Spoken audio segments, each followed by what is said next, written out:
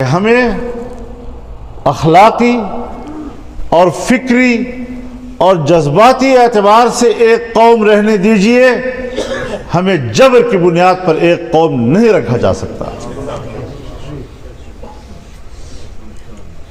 یہ نظریہ غلط ہے۔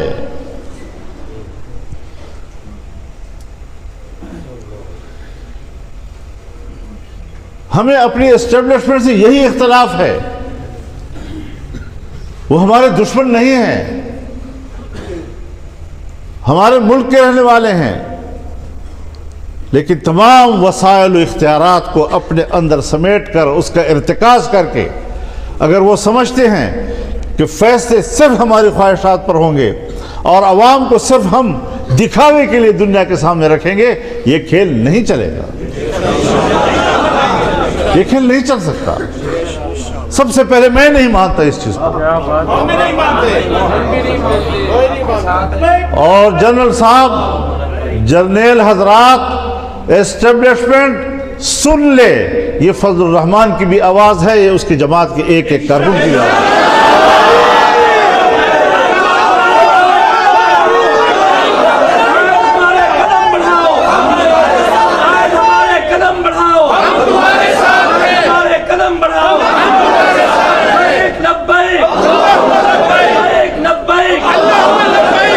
ہم ایک ادارے کی بالادستی کو تسلیم نہیں کرتے، ہم آئین کی بالادستی کو تسلیم کرتے ہیں، اور آئین عوام کی نمائندگی کرتا ہے، اس پہ تمہارا بھی ایک مقام متعین کرتا ہے۔ اپنے حدود میں رہو،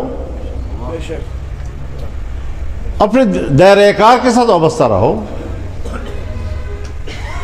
ہر طرف ہاتھ پھیلا رہے ہو،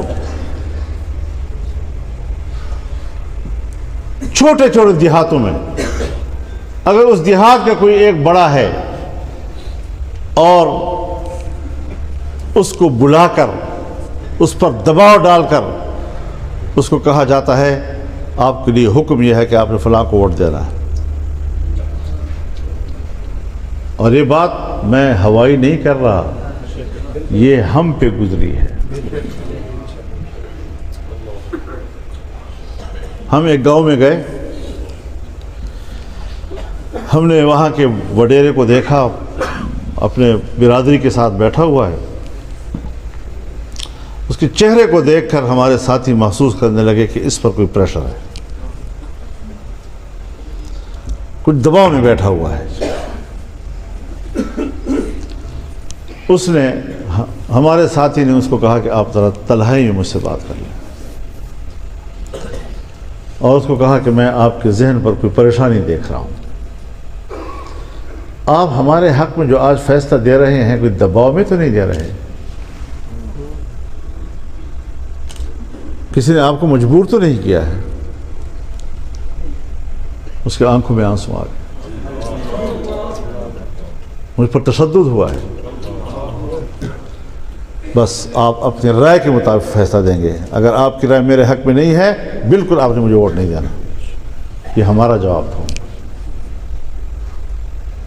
اس طرح کے جبر ہم نے خود دیکھے ہیں۔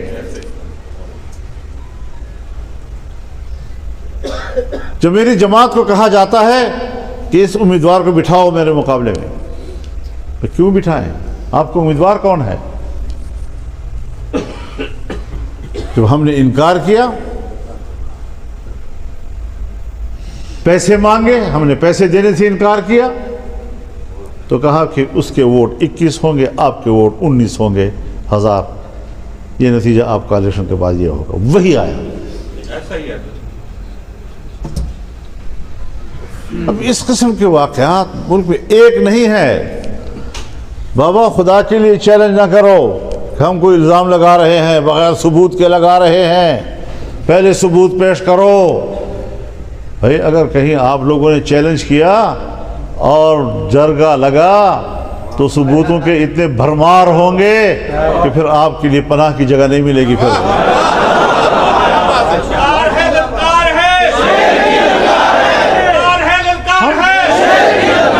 ہم بلا وجہ بات نہیں کر رہے ہیں، خدا کے لیے اس ملک کو بچاؤ،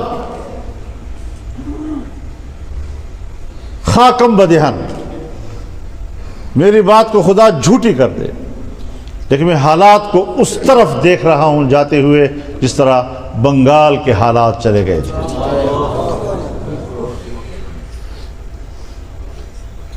تو اگر کوئی ایسا منصوبہ ہے تو بتا دیجئے، ہمیں کیوں ذبح کرتے ہو؟ لیکن ہم اپنے ملک کو زندہ و تابندہ رکھنا چاہتے ہیں، آباد رکھنا چاہتے ہیں، اور انشاءاللہ العزیز یہ ملک اسی طرح چلے گا۔ الیکشن کیا ہے؟ پارلیمنٹ سپریم ہے، ایک بڑا نام ہے نا، سپریم ہے۔ یہ تو ایسا لفظ نہیں ہے جس سے ہم واقف نہیں ہیں۔ ہمارے خاندانوں میں، گھروں میں، قبیلوں میں بھی تو ایک بڑا ہوتا ہے نا، لیکن وہاں پر بھی دیکھا جاتا ہے کہ بعض بڑا کنٹرول رکھتا ہے، اور بعض بڑا ایسا ہوتا ہے جسے صرف نمائش کے لیے جرگے میں بٹھایا جاتا ہے، اختیارات کسی اور کے ہاتھ میں ہوتے ہیں۔ آج کی ہماری پارلیمنٹ اس طرح کی سپریم ہے۔ اب اس ایوان میں بیٹھ کر کم از کم میں اپنے بارے میں نہیں کہوں گا کہ میں اس ایوان میں بیٹھ کر پاکستان کا وی آئی پی ہوں۔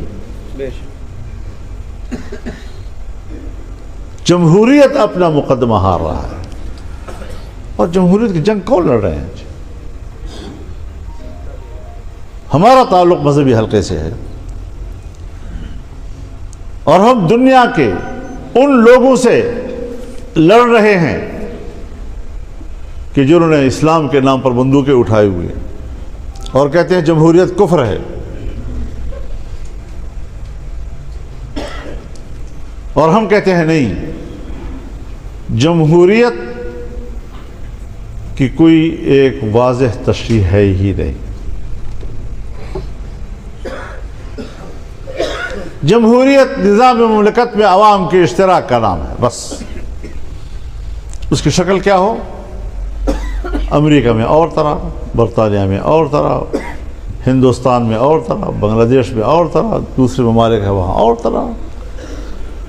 لیکن پاکستان میں عوام کی حاکمیت کا لفظ صرف اس حد تک محدود ہے کہ وہ ووٹ دے کر اپنے نمائندے چنتے ہیں، لیکن جب وہ نمائندے چن کر پارلیمنٹ میں آتے ہیں تو پھر ان کے تمام فیصلے قرآن و سنت کے تابع ہوں گے۔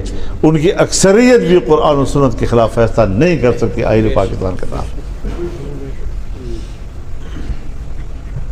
اور اس پر ہمارے اکابر نے دستخط کیے ہیں۔ اب جب عملاً آپ اس طرح نہیں کریں گے تو پھر غلط تشریح تو جائے گی دنیا میں،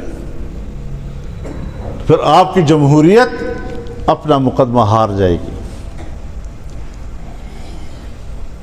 اور اگر اس طرح دھاندلیوں سے پارلیمنٹیں بنتی رہیں گی تو پارلیمنٹ اپنی اہمیت کھو بیٹھے گی۔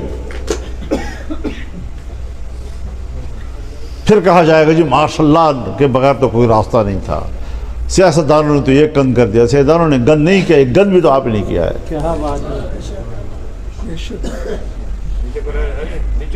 جس کو جتوایا ہے وہ بھی مطمئن نہیں ہے، جو ہارا ہے وہ بھی ہار نہیں مانتا۔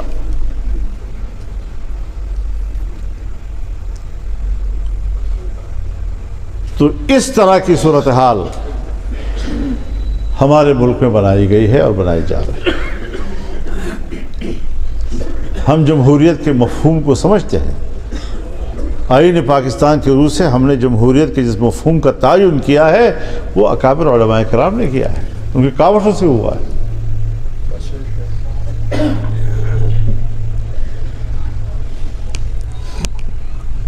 ورنہ ظاہر ہے کہ اگر وہ قرآن و سنت کے تابع نہ ہو اور عوام کی اکثریت فیصلہ کرے یا پارلیمنٹ کی اکثریت فیصلہ کرے اور حلال کو حرام کہہ سکے اور حرام کو حلال کہہ سکے تو پھر وہ تو شرک و کفر کے علاوہ کیا ہو سکتا ہے جی؟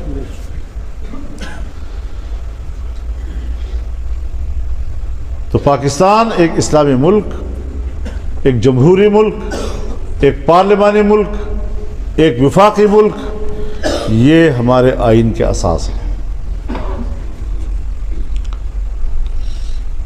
نظریاتی حوالے سے بھی اور تنظیمی حوالے سے بھی، دونوں اعتبار سے ان کے طریقہ